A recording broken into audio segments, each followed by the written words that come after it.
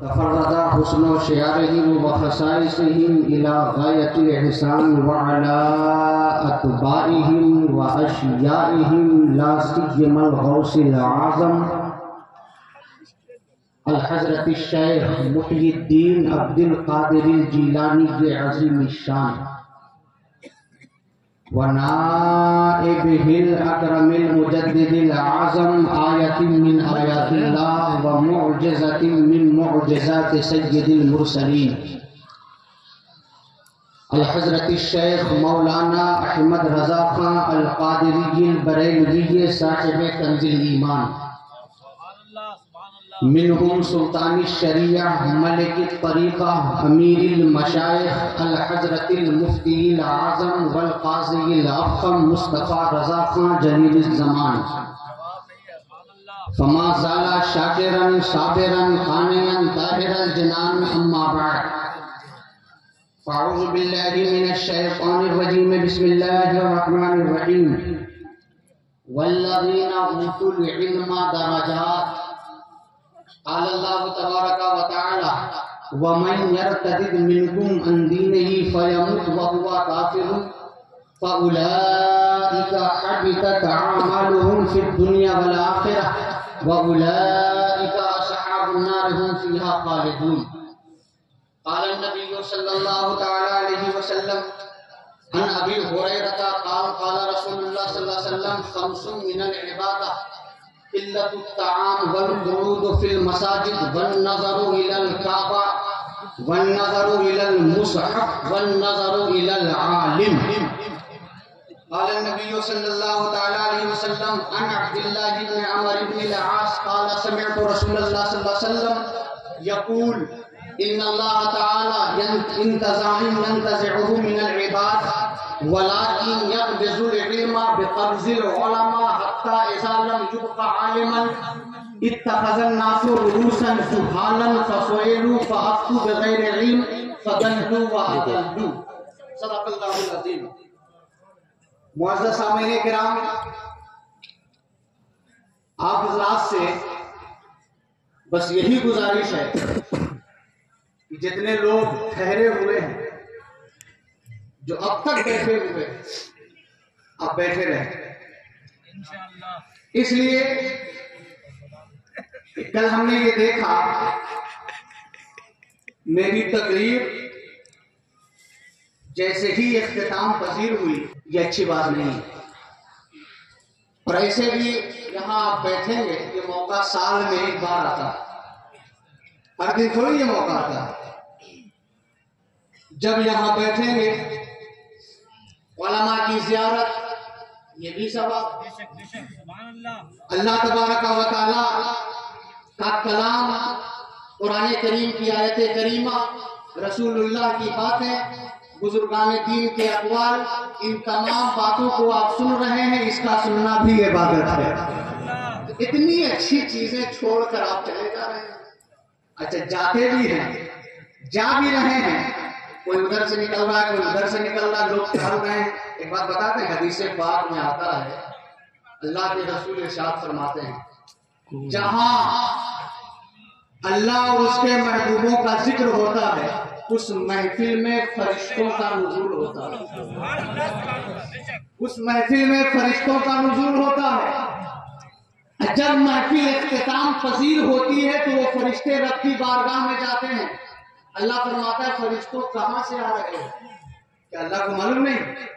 سب معلوم ہے. کہاں سے آ رہے ہو؟ وہ فرشتے عرض کرتے ہیں باری الہ فلاں جگہ میں تیرا اور تیرے حبیب کا ذکر ہو رہا تھا، میں وہیں سے آ رہا ہوں. اللہ فرماتا ہے وہ لوگ کیا کر رہے تھے؟ کہا مولا جب تیرا اور تیرے حبیب کا ذکر ہو رہا تھا، سننے والے سبحان اللہ ماشاء اللہ کہہ رہے تھے. اللہ فرماتا فرشتوں گواہ ہو جاؤ، جتنے اس محفل میں شریک تھے میں نے سبوں کی مغفرت فرمایا. ایسا تو ہونا بھی نہیں چاہیے نا. جب آپ بیٹھے ہوئے ہیں تو کچھ لے کر جائیں گے، کچھ سیکھ کر جائیے. اور ایک بات اور عرض کر دینا چاہیں گے، 59واں سالانہ ہو رہا ہے یعنی سیرت پاک کا جلسہ 59واں. 59 سال سے یہ جلسہ سیرت پاک ہو رہا ہے. بڑے بڑے علماء، بڑے بڑے اکابر علماء یہاں تشریف لا چکے ہیں. لیکن اگر ہم مجمع والوں سے پوچھیں اس میں جتنے لوگ بیٹھے ہیں کتنے لوگ ایسے ہیں جو باوضو ہو کر بیٹھے ہیں؟ بہت کم ہی لوگ ایسے ہیں. خدا کے لیے ایسا نہ کریں.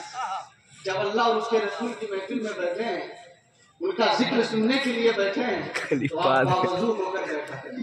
اور ہم نے کل بتایا تھا نا کہ جو بندہ مومن وضو کر کے سو جاتا ہے اور اگر اسی رات اس کی روح نکل جائے تو مولا اسے شہادت کا درجہ عطا فرما دیتا ہے. اتنی پیاری باتیں اور پھر بھی ان ساری چیزوں کو چھوڑ رہے ہیں بہرحال. حضرت مولانا سید منظر امام صاحب، سید منظر حسین صاحب قبلہ دامت برکاتہم العالیہ، انہوں نے فرمایا کہ آج آپ کو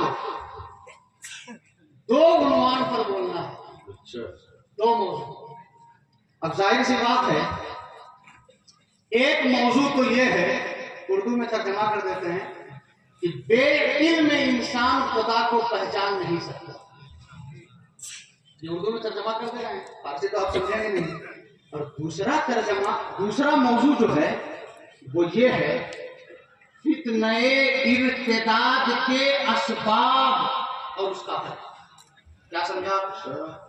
فتنہ ارتداد کے اسباب اور اس کا حل. کیا سمجھا آپ نے؟ مطلب یہ ہے کہ جو لڑکیاں غیروں کے ساتھ رفو چکر ہو جا رہی ہیں، ان کے اسباب کیا ہیں، اس کا سبب کیا ہے، اور ایسا جو کر رہی ہیں تو اس کا کچھ حل نکالا جائے کہ جو یہ چیز رک جائے. یہ ہم نے خلاصہ کر دیا. آپ حضرات دل جمعی کے ساتھ بیٹھے ہیں اگر سننا چاہتے ہیں. اب دیکھیے کل والی بات اگر آپ دہرائیں گے تو ہم 10 منٹ میں بیٹھ جائیں گے، ہمیں فکر نہیں ہے ان ساری چیزوں کی. الحمدللہ بہت لوگ سننے والے ہیں، سناتے رہتے ہیں، ہمیں اس کی فکر نہیں کہ آنکھ بند کر لیا، بول رہے ہیں، رٹ کر آیا ہے وہ سنا دیا تاکہ جو ہے ہماری حاضری بن جائے. ویسا کام نہیں کرتے. شروع سے نہیں کیا، اللہ کا فضل ہے، شروع ہی سے نہیں کیا. اگر آپ سنیں گے تو سنائیں گے، اور اگر کچھ واقعی سیکھ کر جانا چاہتے ہیں تو دل جمعی کے ساتھ بیٹھے. ایک بار باوازیں بلند درود پاک پڑھ لیجیے. اللہم صلی علی سیدنا شفیعنا حبیبنا کریمنا مولانا محمد. طلب العلم فریضۃ علی کل مسلم و مسلمہ. علم دین کا سیکھنا ہر مسلمان مرد و عورت پر فرض ہے. جب یہ اللہ کے رسول نے ارشاد فرمایا مرد و عورت یہ سیکھنا فرض ہے، لیکن ان ساری چیزوں کو ہم ختم کرتے جا رہے ہیں.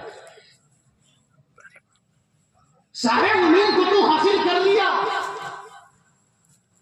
ارے کسی کا بیٹا لندن میں جا کر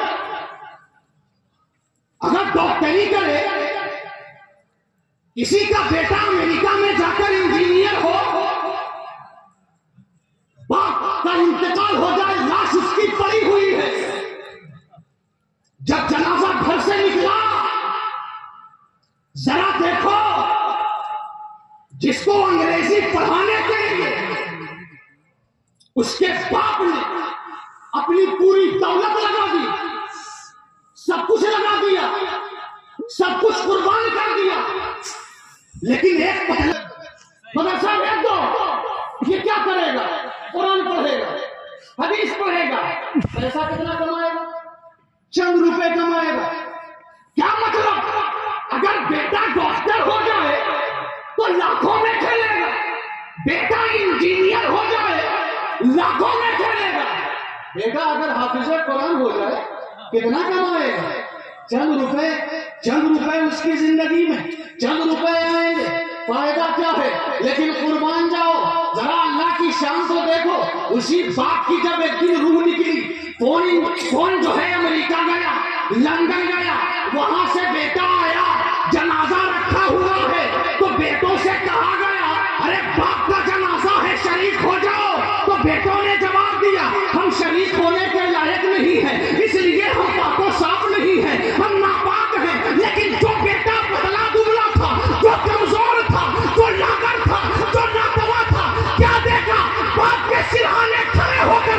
کی تلاوت کر رہا ہے، قرآن کی تلاوت کر رہا ہے، قرآن پڑھ پڑھ کر کہہ رہا ہے اے الہ العالمین میرے باپ نے اتنا گناہ کیا، یا الہ العالمین یا قرآن پاک کی برکت سے میرے باپ کے گناہ کبیرہ و صغیرہ کو معاف فرما۔